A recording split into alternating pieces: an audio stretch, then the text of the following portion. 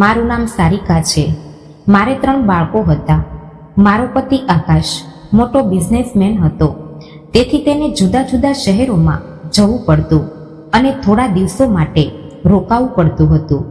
એક વખત તે કામના સિલસિલામાં મેઘાલય ગયો. ત્યાં તેની મુલાકાત પહાડી છોકરી વિભા સાથે થઈ. તેની સુંદરતા એટલી હતી કે કોઈ પણ તેની પ્રશંસા કર્યા વિના રહી શકે નહીં. આકાશની ઉંમર તે સમયે 43 વર્ષ જેટલી હતી, પરંતુ તે રૂપાળો, હસમુખ અને સારા શરીરવાળો હતો. કોઈ પણ જોઈને કહે નહીં કે તે 43 વર્ષનો છે. અને બીજી બાજુ સારિકાની ઉંમર 35 વર્ષની હતી, પરંતુ તેના 3 બાળકો થયા પછી તેનો ચહેરો મુરઝાઈ ગયો હતો અને તે થોડી જાડી પણ થઈ ગઈ હતી. છતાં સારિકા અને આકાશના પ્રેમમાં કોઈ કમી નહોતી. પરંતુ જ્યારથી વિભા આકાશની જિંદગીમાં આવી પછી બધું બદલાઈ ગયું. કારણ કે વિભાને જોયા પછી આકાશને સારિકા બિલકુલ ગમતી ન હતી. તેથી તે હવે ઘરે જવા માંગતો ન હતો અને જો જતો તો વિભા સાથે જ ફોનમાં વ્યસ્ત રહેતો, જેના કારણે સારિકાને થોડી શંકા ગઈ. પરંતુ તે શંકા પાકી થતાં જ પહેલા આકાશે વિભા સાથે લગ્ન કર્યા અને તેને ઘરે લાવ્યો. પછી સારિકા અને તેના પરિવારને ખબર પડી કે ઘણા દિવસોથી આકાશ અને વિભાના પ્રેમ સંબંધ ચાલી રહ્યા છે.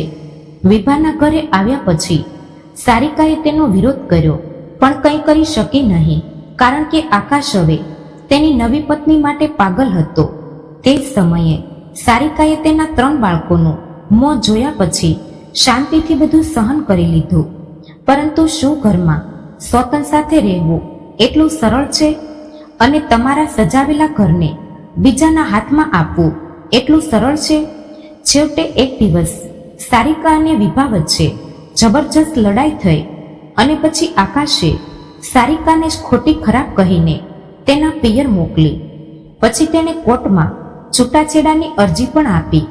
થોડા દિવસો પછી સારિકાને આકાશ દ્વારા કાનૂની છૂટાછેડા આપવામાં આવ્યા. આમ તો બાળકો અને સારિકા માટે દર મહિને કાયદેસર રીતે ખર્ચ મોકલવાનું વચન પણ લીધું. પરંતુ આ સિવાય આકાશ ક્યારેય તેની ખબર અંતર પૂછવા ગયો ન હતો.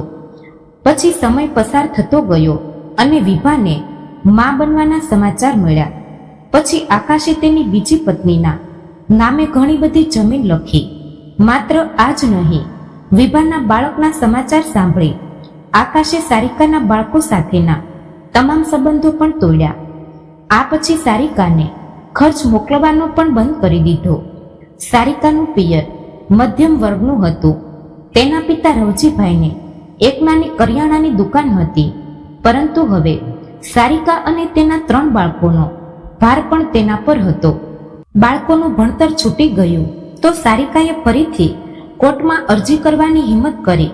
પછી કેસ શરૂ થયો, પણ તેની પાસે મુકદ્દમા માટે પૈસા નહોતા, કારણ કે તેને અગાઉના કેસમાં લોન લઈને કામ ચલાવ્યું હતું.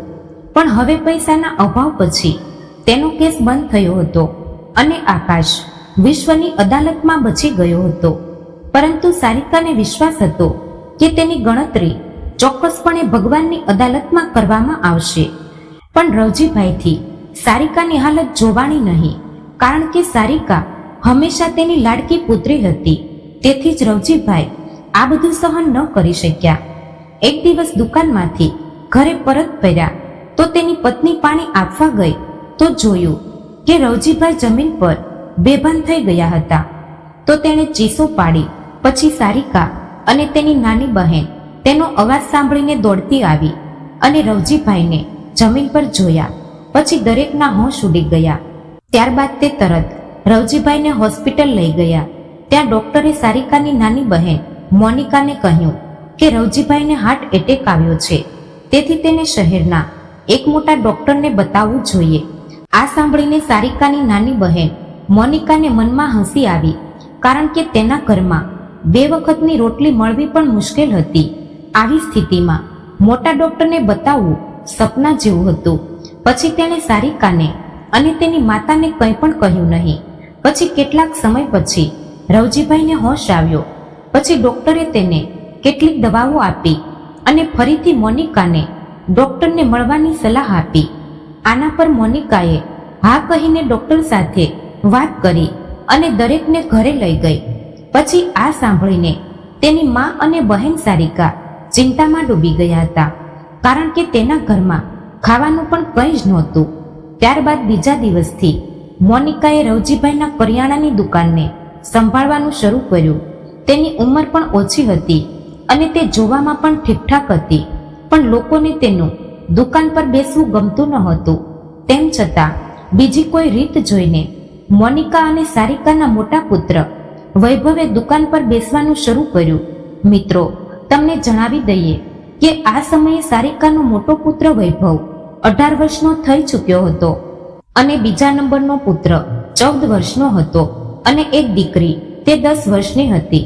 સારિકાના પરિવારની પરિસ્થિતિ પણ દિવસે ને દિવસે બગડતી રહી અને એક દિવસ રવજીભાઈએ રાત્રે સારિકા અને મોનિકાને બોલાવી. પછી રવજીભાઈ બંને પુત્રીઓને ભેટીને ખૂબ રડ્યા અને પછી કહ્યું કે મારી પુત્રીઓ, મને માફ કરો, હું તમારા પિતા તરીકે સફળ ન રહ્યો. હું મારી મોટી પુત્રી સાથે થયેલા અન્યાયને પણ રોકી શક્યો નહીં, પરંતુ આ બધું મેં ઉપરવાળાના હાથમાં સોંપ્યું છે. જોજે તે આકાશને ક્યારે શાંતિથી રહેવા દેશે નહીં. ત્યારે સારિકાએ કહ્યું, ના પિતાજી, આમાં તમે દોષી નથી, કૃપા કરીને આવી વાતો ન કરો. પછી મોનિકાએ પણ કહ્યું, પિતાજી, આ બધા વિશે વિચારવાનું બંધ કરો, તમે માત્ર આરામ કરો. થોડા દિવસો પછી અમે તમને શહેરના મોટા ડોક્ટરને દેખાડશું, પછી તમે સાજા થઈ જશો. ત્યારે રવજીભાઈ થોડું હસ્યા. પછી બીજા દિવસે સવારે મોનિકા તેની પાસે દવા અને ખોરાક લઈને ગઈ, પણ રવજીભાઈ જવાબ આપી રહ્યા ન હતા. તે પછી જ્યારે મોનિકાએ તેના શરીરને સ્પર્શ કર્યો ત્યારે તે ઠંડુ પડી ગયું હતું. પછી જ્યારે તેની બહેન સારિકા અને તેની મા રસોડામાંથી દોડી આવી ત્યારે મોનિકા રડતી હતી. ત્યારબાદ રવજીભાઈની પત્નીએ પૂછ્યું કે પુત્રી, શું થયું? પછી મોનિકાએ રડતા કહ્યું, માં, પિતાજી હવે નથી રહ્યા.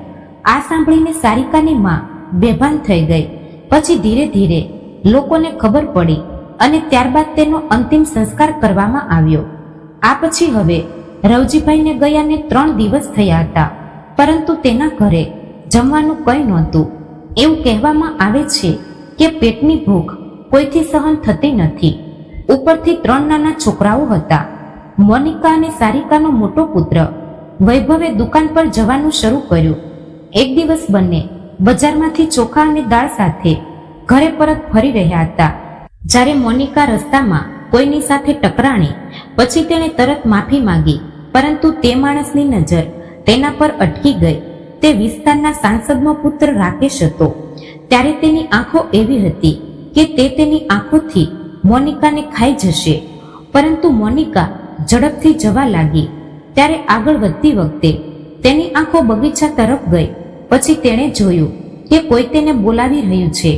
ત્યારે મોનિકાએ વૈભવને બજારની વસ્તુઓ આપી ઘરે મોકલો અને કહ્યું, તું ઘરે જા અને મારે થોડું કામ છે. પછી વૈભવ સામાન લઈને ચાલ્યો ગયો અને મોનિકા તે ઈશારા તરફ આગળ વધી, પરંતુ વૈભવના જતા જ કોઈએ મોનિકાને પાછળથી ગળે લગાવી લીધી. પછી તેણે પોતાને છોડાવી અને કહ્યું કે રાકેશ, મને તે બધું ગમતું નથી, કૃપા કરીને મને છોડી દો. રાકેશ તે વિસ્તારના મોટા ઉદ્યોગપતિનો પુત્ર હતો અને તેનો સંબંધ 3 વર્ષનો હતો. રાકેશ મોનિકાને ખૂબ પ્રેમ કરતો હતો અને સંબંધની શરૂઆત પણ તેની તરફથી થઈ હતી. પરંતુ હવે રાકેશે મોનિકાને સાંભળ્યા પછી કહ્યું, માફ કરશો મોનિકા, ઘણા દિવસોથી તમારી સાથે વાત કરી નથી.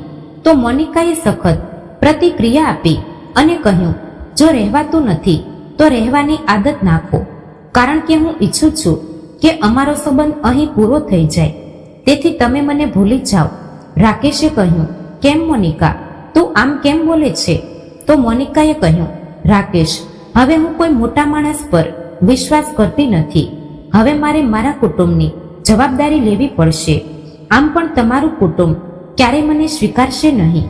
એના કરતાં વધુ સારું રહેશે કે તમે મને ભૂલી જાઓ અને સારી રીતે રહો. તો હવે હું જાઉં છું. આ પછી મોનિકા તેના ઘરે પાછી ફરી પછી રાત્રે જમ્યા પછી દરેક સૂઈ ગયા.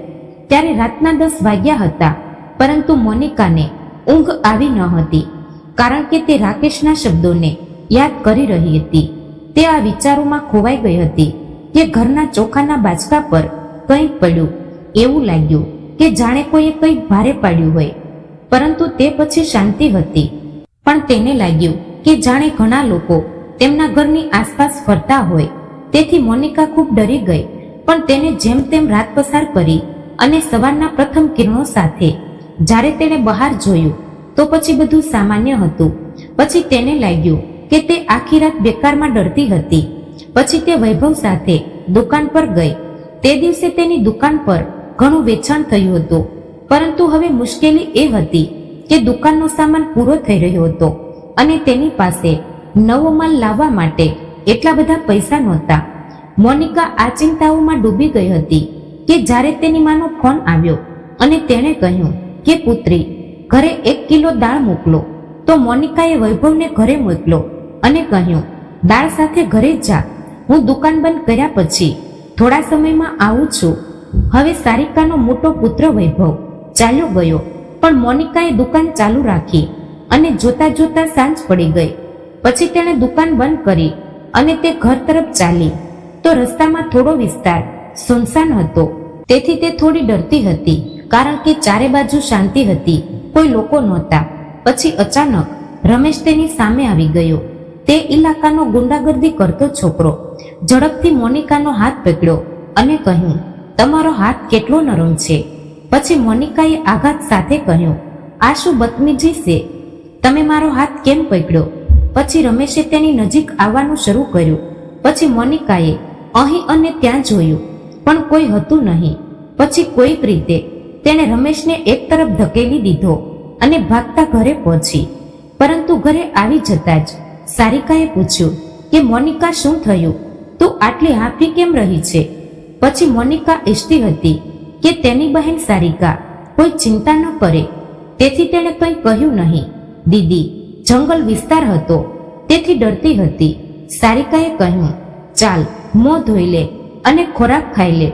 આ કહીને સારિકા ઘરની અંદર ગઈ અને પછી મોનિકા નળ પર જાય છે. જ્યારે કોઈ જાણીતો અવાજ સંભળાયો ત્યારે તે પાછી વળી અને જોયું કે રાકેશ સામે ઊભો હતો. તે જોઈને મોનિકાએ કહ્યું, તમે અહીં આ સમયે? તો રાકેશે કહ્યું, હા, હું અહીં આવ્યો છું. પહેલા મને કહો કે તમે મારો ફોન કેમ ઉપાડતા નથી? પછી મોનિકાએ જવાબ આપ્યો, તમે કારણ જાણો છો, કૃપા કરીને અહીંથી જાઓ. પછી રાકેશે કહ્યું કે હું યોગ્ય સમયે ચાલ્યો જઈશ, તમારે મને કહેવાની જરૂર નથી. પણ સાંભળ, મારા માતા પિતા મારા માટે એક છોકરી જોઈ રહ્યા છે, કારણ કે તેઓ મોડું કરવા માંગતા નથી. તેઓ મારા વહેલી તકે લગ્ન કરવા માંગે છે. મોનિકા આ સાંભળી હસી પડી અને કહ્યું, અરે, આ ખૂબ સારા સમાચાર છે. લગ્ન કરો, મા બાપના પસંદની લાલ ટમેટા જેવી દુલ્હન ઘરે લાવો અને સુખી સંસાર બસાવો. આ સાંભળીને રાકેશ ગુસ્સે થઈ ગયો અને તેણે કહ્યું, મોનિકા, તને લાગે છે કે હું મજાક કરું છું? તમે કેમ મારી મજાક ઉડાવી રહ્યા છો? પછી મોનિકાએ કહ્યું, કૃપા કરી મને ભૂલી જાઓ. પછી રાકેશ ગુસ્સામાં ત્યાંથી ચાલ્યો ગયો. જ્યારે મોનિકાનું હૃદય તેના નીકળતાની સાથે જ ભરાઈ ગયું. તેણે કહ્યું, સોરી રાકેશ, હું તમને ખૂબ પ્રેમ કરું છું, પરંતુ હું તમને કહી શકતી નથી, કારણ કે તમારી માં મારા પિતાના મૃત્યુના બીજા દિવસે મારા ઘરે આવી હતી. પછી તેણીએ મને મીઠી મીઠી વાતોમાં ધમકી આપી કે જો મેં તમારી સાથે સંબંધ રાખ્યો છે તો તે મારા પરિવારને શાંતિથી રહેવા દેશે નહીં. તેથી તમે મને કહો, હું તમારી સાથે કેવી રીતે લગ્ન કરી શકું? પછી મોનિકા આ વિચારોમાં ખોવાઈ ગઈ કે સારિકાએ અવાજ આપ્યો. પછી મોનિકા આંસુ સાફ કરી અને ઘરની અંદર પહોંચી. ખોરાક ખાધા પછી દરેક સૂઈ ગયા. પરંતુ જ્યારે ગઈકાલની જેમ રાત્રે 10 વાગ્યે આજે પણ ઘરની બહાર અવાજ સંભળાયો હતો. એવું લાગતું હતું કે કોઈ વ્યક્તિ ઘરની આસપાસ ફરતી હોય અને ઈરાદાપૂર્વક અવાજ કરી રહી છે. તો મોનિકા, સારિકા અને તેની માં ડરતી રહી. પણ પછી અવાજ અટકી ગયો. પરંતુ તે પછી દરવાજા પર મોટેથી અવાજ થયો. પછી બધું શાંત થઈ ગયું. પછી તેને ખબર પડી કે આ બધું તો તેનો વહેમ નથી, પણ આ બધું કોઈ જાણી જોઈ કરી રહ્યું હતું. પરંતુ કોઈક રીતે તે પણ રાત વીતી ગઈ. પરંતુ અત્યારે ત્રણેયના મગજમાં એક જ પ્રશ્ન હતો. બીજા દિવસે દુકાન પર બેઠા મોનિકાએ આખો દિવસ વિચાર્યું અને એક યોજના બનાવી. તેણે વિચાર્યું, આજની રાત સાંજે તે દરવાજાની નજીક છુપાઈને બેસી જશે અને કોઈ દરવાજો ખટખટાવશે તો તે ઝડપથી દરવાજો ખોલશે. અને પછી તેણે એવું જ કર્યું. દુકાનમાંથી ઘરે પાછા ફરતા તેણે પ્રથમ તેની બહેનનો ઘરકામમાં મદદ કરી. પછી દરેક વ્યક્તિએ ખોરાક ખાધો. ખોરાક ખાધા પછી મોનિકા ગુપ્ત રીતે દરવાજા નજીક છુપાઈને બેઠી. પછી ધીરે ધીરે રાત વધુ ઊંડી થઈ અને પછી સવાર પડી. ત્યારે મોનિકાને લાગ્યું કે મારી યોજના બરાબર થઈ ગઈ છે. પછી તેણે વિચાર્યું, ઓહ ના, મેં આ બધું જાતે વિચાર્યું હતું, તો પછી કોઈને કેવી રીતે ખબર પડી શકે? પરંતુ અત્યારે બધું સામાન્ય દેખાવાનું શરૂ થયું હતું. પછી એક રાત્રે રાકેશનો કોલ આવ્યો. પછી તેણે કહ્યું કે મારા લગ્ન નક્કી થઈ ગયા છે અને કાલે મારા લગ્ન છે. પછી તેણે કહ્યું, મોનિકા, તમારે મારા લગ્નમાં આવવું જ જોઈએ. પછી મોનિકાએ હા કહીને ફોન રાખી દીધો. પછી આંસુઓ તેની આંખોમાંથી વહેવા લાગ્યા, પણ તેણે પોતાને સંભાળે. તેમ છતાં મોનિકા ઉદાસ હતી. શરીર પણ ભારે લાગતું હતું. તેથી તેણે દુકાન બંધ કરી ઘરે આવી અને નાઈ અને લાંબી ઊંઘ લીધી. તે પછી તેની બહેન અને માએ તેને જમવા માટે જગાડી, પણ તે ઉઠી નહીં. તે રાત્રે દરેક જણ સૂઈ રહ્યા હતા. જ્યારે તેના દરવાજા પર અવાજ થયો તો તેની ઊંઘ તૂટી ગઈ હતી. તેથી પહેલા તેણે પોતાનો ફોન જોયો તો રાતના 12 વાગ્યા હતા. તેથી તે તરત જ પલંગ પરથી ઉઠી બહાર આવી અને કહ્યું કે દરવાજે કોણ છે? આ પછી ચારે બાજુ શાંતિ થઈ ગઈ. પછી મોનિકા દરવાજેથી દૂર ગઈ, પરંતુ થોડી જ વારમાં ફરીથી દરવાજો પછાડવાનું શરૂ થયું. પરંતુ ખબર નથી કે તેનો ડર આજે કેમ ગાયબ થઈ ગયો. પછી તે ફરીથી દરવાજે ગઈ અને કહ્યું, કોણ છે બદતમીઝ, જે કોઈના દરવાજાને આટલા ઝડપથી ખખડાવે છે? ઊભો રહે. એમ કહીને તેણે દરવાજાને ખોલ્યો. પછી કોઈએ તેના મજબૂત હાથથી તેને પકડી લીધી. પછી મોનિકાની બધી તાકાત ગાયબ થઈ ગઈ. તેને હવે કંઈ પણ સમજાયું નહીં. તો તે મોટેથી ચીસો પાડી ઉઠી. પછી પાડોશીઓએ તેની ચીસો સાંભળીને દોડી આવ્યા. પછી લોકોને જોઈને તે માણસ મોનિકાને છોડીને ભાગવા લાગ્યો. પછી મોનિકા દોડી અને તેની માતાને ગળે લગાવી લીધી. પછી પડોશીઓએ હંગામો કર્યો કે અમે તે માણસને પકડ્યો જેણે મોનિકા સાથે બદતમીઝી કરી. આ સાંભળીને મોનિકાએ નરમાશથી માથું ઊંચું કર્યું અને જોયું તો તે બીજો કોઈ નહીં પણ વિસ્તારના સાંસદનો પાગલ પુત્ર રમેશ હતો. પછી તરત સાંસદને જાણ કરવામાં આવી તો સાંસદ આવ્યો અને માફી માંગી તેના પુત્રને લઈ જવા લાગ્યો. પણ તે જવા તૈયાર ન હતો, પણ તેને જબરજસ્તી લઈ જવામાં આવ્યો. પછી તે દિવસે મોનિકા દુકાન ગઈ ન હતી, કારણ કે રાતની ઘટના અને રાકેશનો ખ્યાલ તેને પરેશાન કરી રહ્યો હતો. તેથી તેને કંઈ પણ સારું લાગતું ન હતું. પછી તે દિવસે સાંજે રમેશના પિતા તેના ઘરે આવ્યા. જ્યારે તે એકસાથે ઘણી મીઠાઈ, ફળો અને પકવાન અને પૈસા ઘણું લાવ્યો હતો. સાંસદે મોનિકાની માને કહ્યું, જુઓ બહેન, તમે મને ખૂબ સારી રીતે જાણો છો અને મારા પુત્ર રમેશને પણ જાણો છો. તે તમારી સામે મોટો થયો છે. મારો પુત્ર ખરાબ નથી, બસ મનથી થોડો નબળો છે, પણ જોવા સાંભળવામાં સારો છે. હવે તેની ઉંમર પણ થઈ ગઈ છે. મને ઘણી છોકરીઓ ગમતી હતી, પરંતુ મુશ્કેલી એ છે કે મારા પુત્ર રમેશને તમારી પુત્રી મોનિકા પસંદ છે. તે કોઈ બીજા સાથે લગ્ન કરવા તૈયાર નથી. તેથી હું મારા પુત્ર માટે તમારી પાસેથી મોનિકાના સંબંધનું પૂછવા આવ્યો છું. પછી મોનિકાની માં મોનિકા તરફ જોતી હતી અને પછી તે કંઈ કહેવા જઈ રહી હતી કે રમેશના પિતા ફરીથી બોલ્યા, મને ખબર છે બહેન, તમારા કુટુંબની જવાબદારી મોનિકા પર છે, પરંતુ મારા પર વિશ્વાસ કરો. હવે તમે કંઈ પણની ચિંતા કરશો નહીં. હું તમારું મોટી દીકરીના બાળકોના શિક્ષણનો ખર્ચ સહન કરીશ. પછી મોનિકાની માં ફરી કંઈ કહેવાની હતી, પરંતુ રમેશના પિતાએ ફરીથી કહ્યું, જુઓ બહેન, તમારી પુત્રી ખુશ થશે અને તમે બધા પણ ખુશ થશો. અને જો તમે ના પાડી તો પણ હું જોઈ લઈશ. પછી દરેક રમેશના પિતાની ઠંડી ઠંડી ધમકી સમજી ગયા. પછી મોનિકાની માએ કહ્યું, ઠીક છે, અમે વિચારીશું અને તમને કાલે જવાબ આપીશું. પછી સાંસદ ચાલ્યો ગયો તો મોનિકાની માએ ઝડપથી દરવાજો બંધ કર્યો અને કહ્યું કે મોનિકા પુત્રી, ઝડપથી સામાન બાંધ. જો આપણે સાંસદના ચુગલમાંથી બચવું હોય તો આજે રાત્રે આપણે આ વિસ્તાર છોડવો પડશે. તે જ રીતે મોનિકા સારિકા અને તેની માને તેનું જૂનું ઘર અને તેના પ્રિયજનોની યાદો છોડી જવું પડ્યું હતું. તે રાતના અંધારામાં તે લોકોએ બાળકોને લીધા અને ભગવાનનું નામ લઈ અને કપડાં બાંધી અને અંજાન મંજિલ તરફ રવાના થયા. પણ ઘર છોડતી વખતે એકવાર મોનિકાની માએ પાછળ જોયું, કારણ કે આ ઘર રવજીભાઈની દરેક યાદથી ભરેલું હતું. તેમ છતાં ભાગ્યની સામે કોનું ચાલ્યું છે?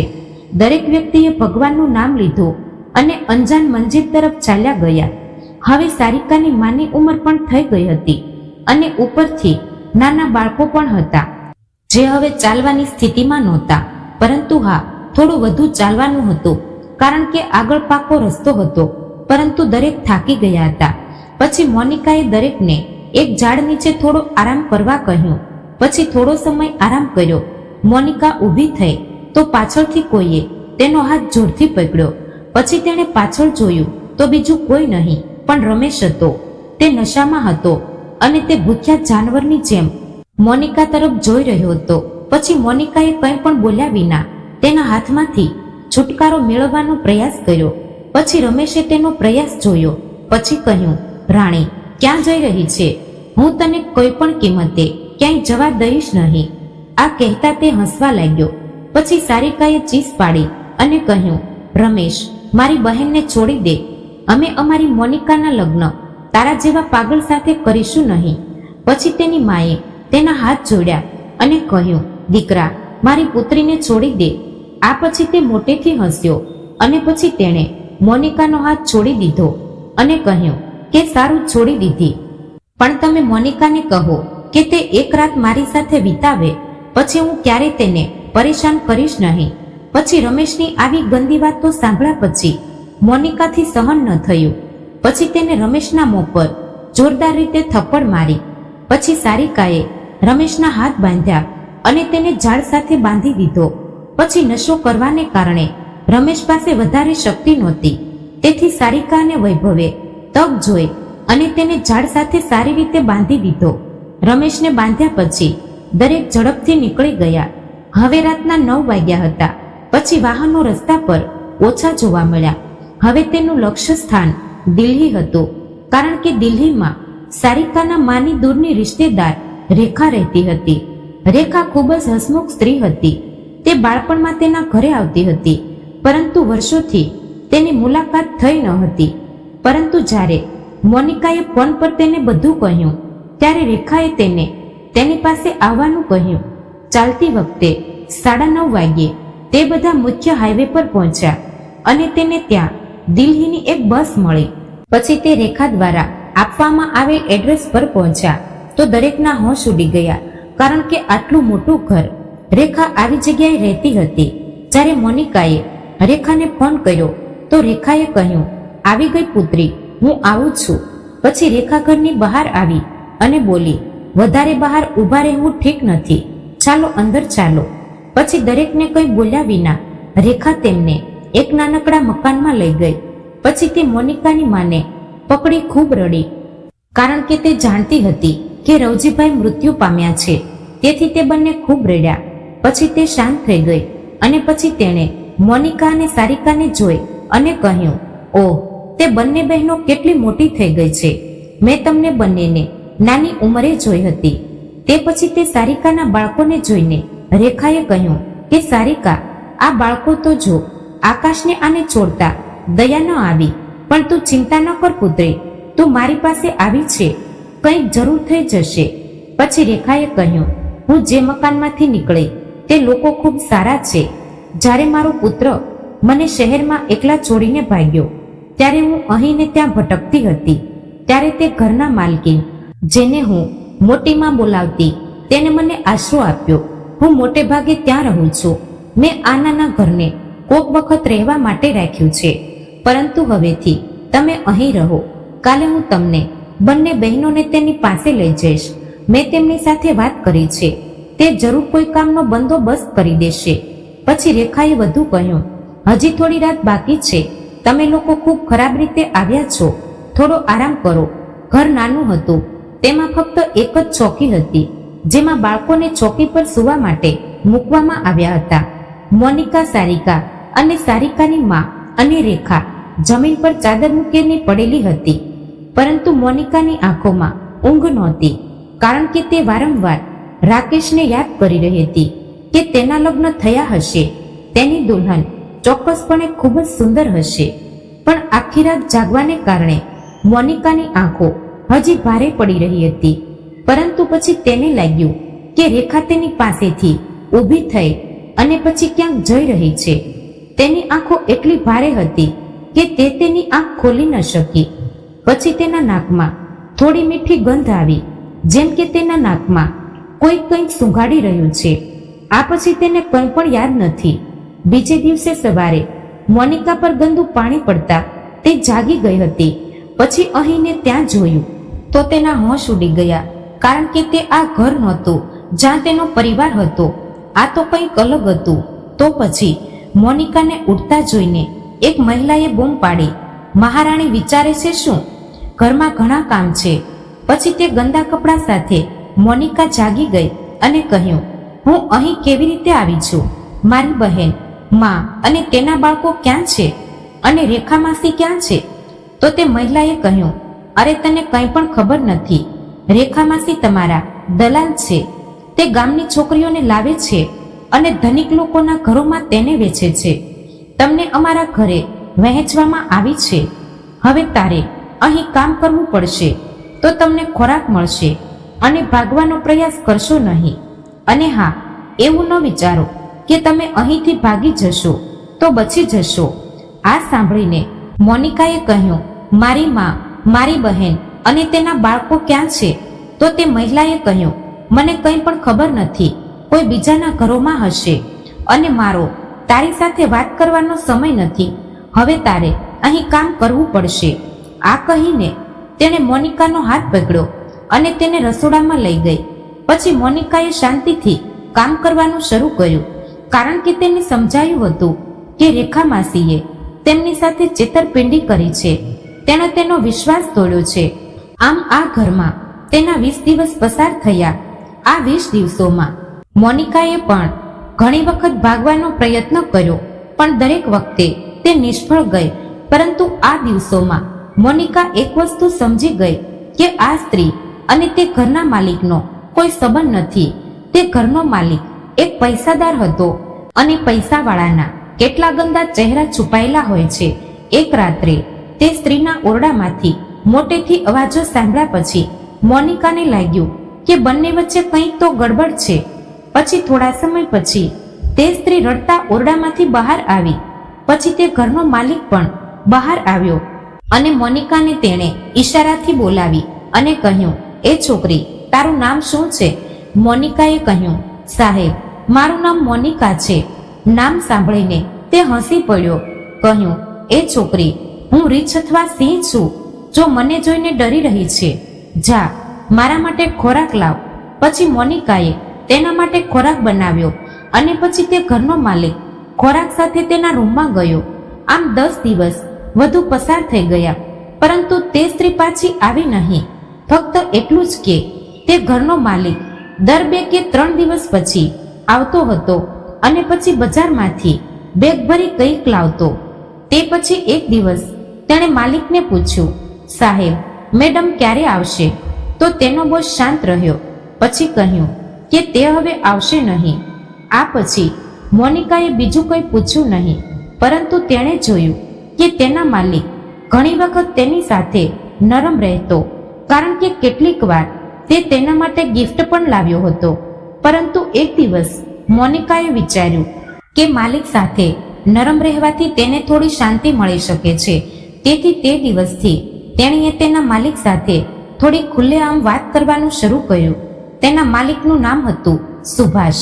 તે 43 વર્ષનો હશે, પરંતુ તે હજી પણ એકદમ સ્માર્ટ લાગતો હતો.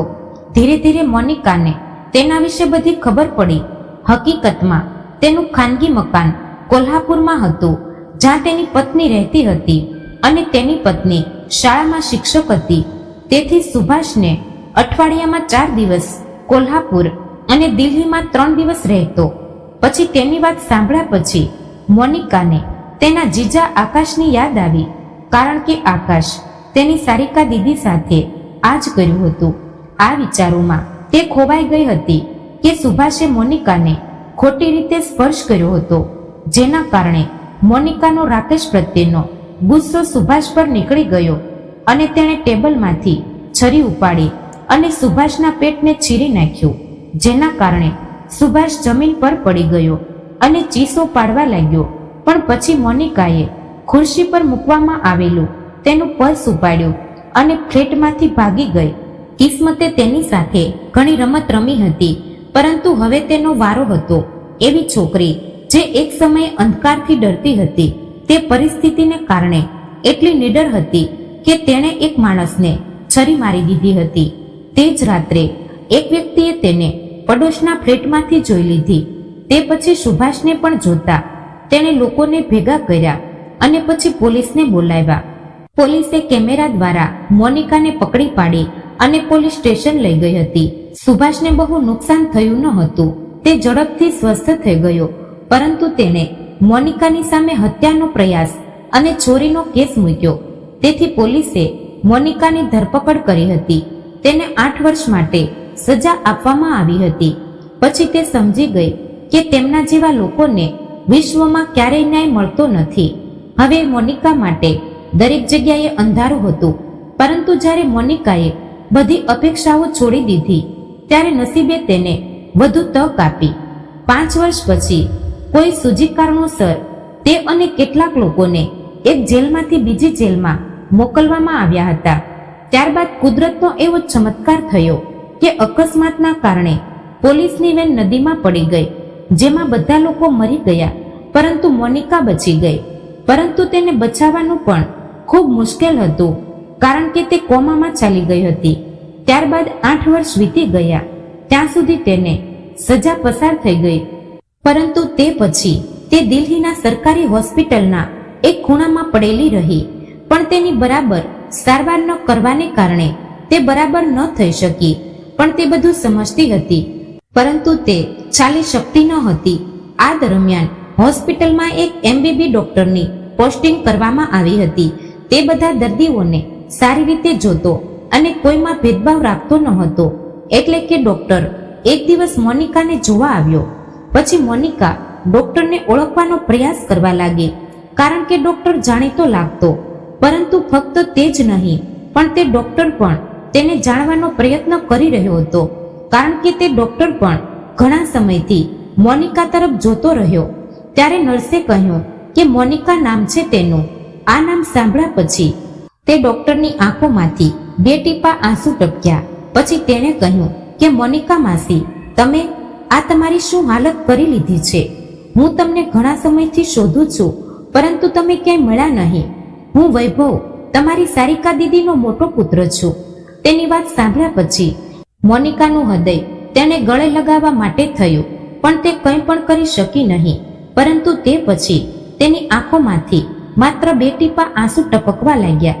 પછી મોનિકાના આંસુ જોઈને વૈભવે કહ્યું કે માસી, ચિંતા ન કર, હું તમને એકદમ સારી બનાવીશ અને પછી તમને ઘરે લઈ જઈશ. ઘરે મમ્મી, નાની બહેન બધા તમને યાદ કરે છે. તે તમને જોઈને ખૂબ ખુશ થશે.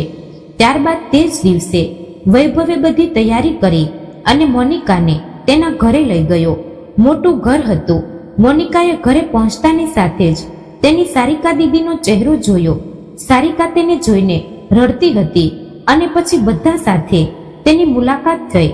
હવે વૈભવના લગ્ન થયા, તેથી તેની પત્નીને જોઈને મોનિકાએ મનમાં કહ્યું, અરે શું સરસ છોકરી છે, અને તેની એક પુત્રી પણ હતી.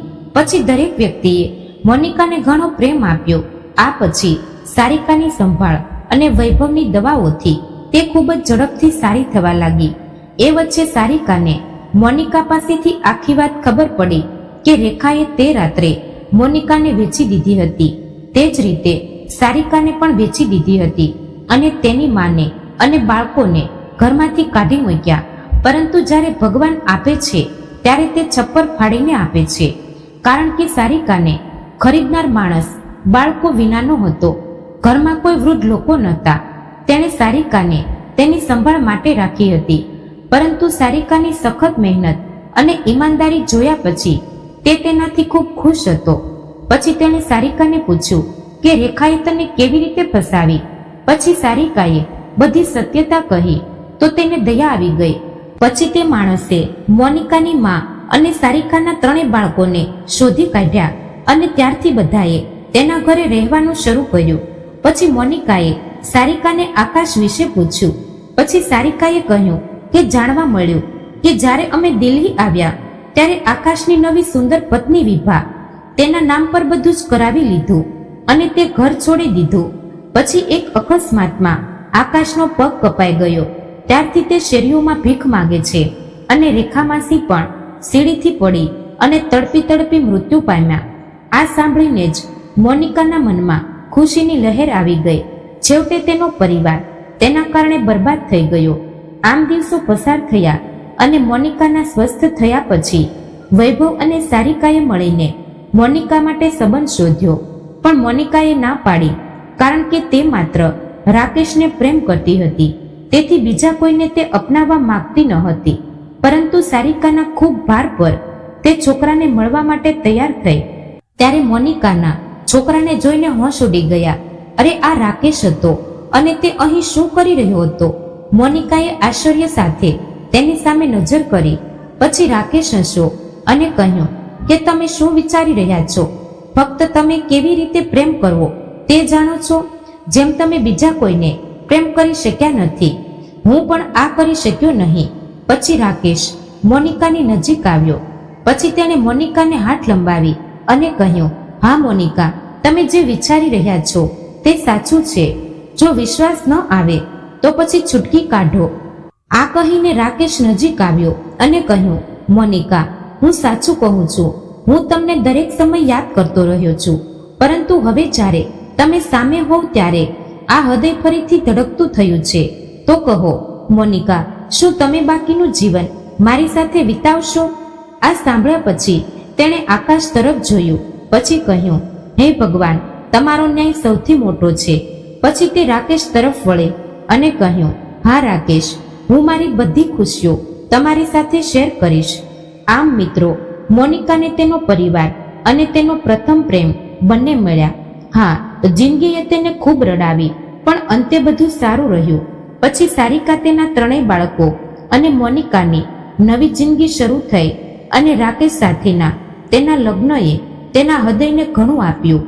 ભગવાનનો આભાર કે જે વ્યક્તિને તેણે સાચો પ્રેમ કર્યો તે તેને મળી ગઈ. તો મિત્રો, વાર્તા પસંદ આવી હોય તો ચેનલને લાઈક અને સબસ્ક્રાઇબ જરૂરથી કરી દેજો, જેથી કરીને અમારા વિડીયોની માહિતી તમને મળતી રહે. તો ફરી મળીશું એક નવી વાર્તા સાથે. ત્યાં સુધી આપ સૌને જય શ્રી કૃષ્ણ, રાધે રાધે, હર હર મહાદેવ.